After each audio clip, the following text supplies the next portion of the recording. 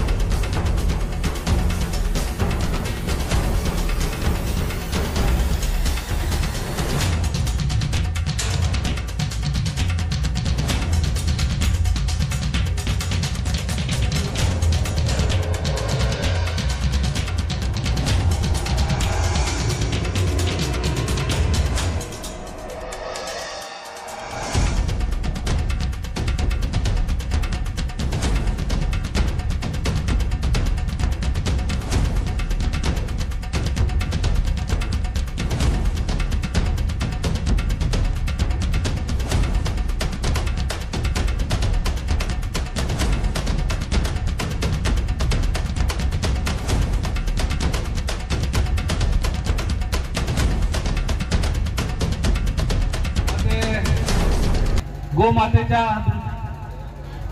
बाबतीमध्ये असू दे, आपले पशुधन बैलांच्या बाबतीत असू दे, म्हशी असू देत, कारण आपल्याला शेतीला जोडधंदा म्हणून आपण हे सर्व गोष्टी आपल्या घरामध्ये नेहमीच बाळगत असायचो आणि त्या माध्यमातून आपल्या कुटुंबाचा उदरनिर्वाह करत असायचो. आज आपल्या तालुक्यामध्ये डेव्हलपमेंट होत असताना या सगळ्या गोष्टी दुर्मिळ झालेल्या आहेत आणि म्हणून या सर्व गोष्टींचं जतन व्हावं आणि हा पशुधन या ठिकाणी वाढावा या दृष्टीने आपण केलेले प्रयत्न निश्चितपणे चांगले आहेत. खरं तर या ठिकाणी पाहतो जे पशुधन आहेत अगदी शर्यतीची बैल आहे. एका दृष्टीने आपण पशुधन जपण्याचं देखील काम करतो, दुसऱ्या दृष्टीने आज जे शर्यतीसाठी मिळालेलं परमिशन आहे त्या बाबतीत आपण कुठेतरी जास्त प्रमाणामध्ये त्याही बैलांच्या शर्ती असतील, सगळ्यांच्या शर्ती असतील त्याकडे देखील आपण जास्त प्रमाणात वळलेलो आहोत. परंतु हे सगळं करत असताना कुठल्याही प्रकारचा सामाजिक नुकसान होणार नाही याची जाणीव आपण सर्वांनी ठेवली पाहिजे आणि ती निश्चित ठेवण्याचा या ठिकाणी सर्वजण प्रयत्न करतील अशी मला अपेक्षा आहे. तर मला संपूर्ण व्यासपीठाच्या वतीने त्याला बोलायला दिल्यामुळे मी थोडंसं जरा जास्तीच बोलतो.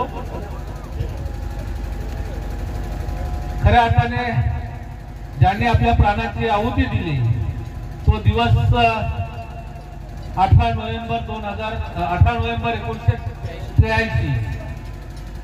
त्या दिवसामध्ये खरं तर आमचं वय लहान जरी असलं तरी मला माहित आहे, कारण ह्या इथे झालेला जो संघर्ष आहे त्या संघर्षाची झळ माझ्या घराला देखील पोहोचलेली आहे.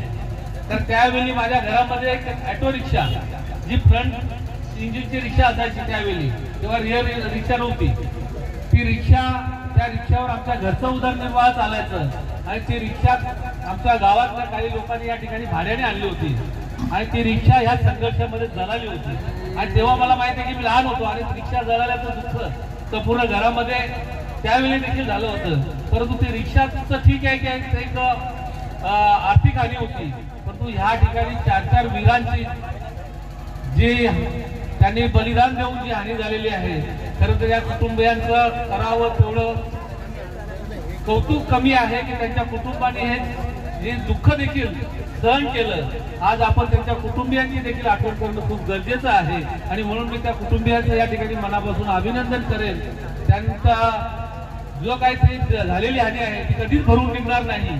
परंतु आज हुतात्मा म्हणून जे त्यांच्या नावाला लागलेला जो एक मौल्यवान दागिना आहे, त्या दागिन्याचं निश्चितपणे आयुष्यभर तर कितीही संपत्ती कमवली तरी देखील तेवढा मोठा दागिना कुणालाही मिळत नाही, तो त्यांना मिळालेला आहे. आणि म्हणून मी त्या कुटुंबियांना या माध्यमातून सांगेन की आपलं झालेलं नुकसान कधी जरी भरून आलं नाही तरी या तालुक्याला लागणारा मोठा कलंक जो आहे तो पुसण्याचं काम त्यांच्या घरातून झालेलं आहे. कारण इथे जर कत्तलखाना झाला असता तर निश्चितपणे त्या कत्तलखान्याच्या आजूबाजूला असलेला सगळा परिसर असेल किंवा तिथं असलेली जी काय आपल्या हिंदू धर्मियांची भावना आहे ती निश्चितपणे त्या ठिकाणी दुखावलेली असते. परंतु ते रद्द झाल्यामुळे आज आपण चांगल्या पद्धतीने या ठिकाणी अनेक कार्यक्रम करू शकतो किंवा अनेक आपल्या धार्मिक भावना जपू शकतो. कारण ती जागा अजून तशीच पडीत आहे. मी आमदार असताना बऱ्याचदा प्रयत्न केला आपल्या सर्व ग्रामपंचायतीच्या लोकांना घेऊन की त्या जागेवर आपण एक काहीतरी वेगळ्या प्रकारचं मग त्या ठिकाणी असलेलं गार्डन असेल किंवा जे काही सार्वजनिक सोयी सुविधांसाठी ती जागा वापरण्यासाठी आपण तो प्रयत्न केला होता. परंतु त्यावेळी त्याला यश आलं नाही. परंतु आता देखील ग्रामपंचायतीने तसा प्रयत्न करावा. निश्चितपणे आपण त्या ठिकाणी सार्वजनिक सोयी सुविधांसाठी ती जागा वापरण्याचं काम करूया. तशाच प्रकारचं आज आपण ह्या ज्या जागेवर जमलेलो आहोत ही जागा देखील स्पिनिंग मिलसाठी दिलेली आहे. आणि बऱ्याच वर्ष या ठिकाणी तो जो उद्देश होता की स्पिनिंग मिल झाली तर या ठिकाणी लोकांना रोजगार मिळेल, या ठिकाणच्या आजूबाजूच्या गावांना रोजगार मिळेल, परंतु तसं काही झालेलं नाही.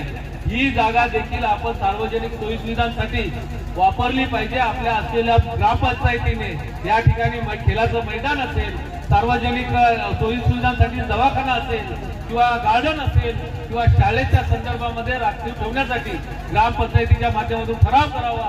निश्चितपणे या जागेवर देखील आपण तशा पद्धतीचं काम करूया. आणि त्यासाठी ज्या ज्या ठिकाणी शासन स्तरावर मदत लागेल निश्चितपणे मी तुमच्या सोबत असेल आणि ते काम करण्यासाठी आम्ही सर्वच व्यासपीठ आपल्या सोबत असू एवढं आजच्या प्रसंगी सांगतो. पुन्हा एकदा तुमचा सर्व जय बजरंग 40+ संघ आणि टायगर ग्रुप या दोन्ही ग्रुपचं मनापासून अभिनंदन करतो. तुम्ही चालू ठेवलेली परंपरा भविष्यात अशाच पद्धतीने चालू राहील अशी अपेक्षा ठेवून माझे 2 शब्द संपवतो. जय हिंद, जय महाराष्ट्र.